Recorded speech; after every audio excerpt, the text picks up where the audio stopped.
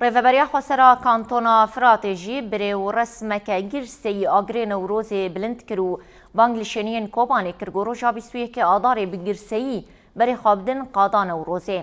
هفسروک ریوبرو اندام سازی و دستین ریوبریا خسرا کانتونا فراتی لاواهیا مجلسا جیبجیکار لحف کمبونو بشاهیه که آگری نوروزی گش کرن. لشاهیه دا خفتن لسرناوی ریوبریا خسر هاتا کرن و جشنا نوروزی لگلین حریمی هاتا پیروز کرن.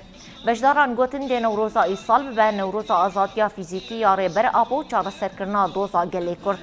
پشتیا خفتنان آگری نوروزی هاتا گش کرن و دیلانا آزادی هاتا گراندن. کمیته چالاکیانا کانتونا فراتی آنی زمان گوده پیروز واهیانا وندیجی 21 آداره لگری مشتنور ای کوبان سعد دهان ده دست بکه. املتواهی شهیدین کردستان جشن نوروز پیروز دکه. شخوا نوروز روزه کی تدا کو گله کرد و همو گله هان آری اکول سر و آخه جیان دکن هندر روزلاتا ناویدا جیان دکن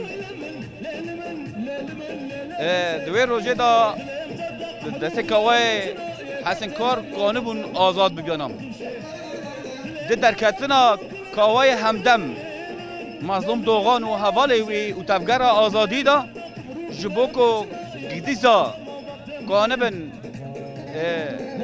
ظالمان لسر آخا کردستان داوی لیوینن دریامان را دخواستن که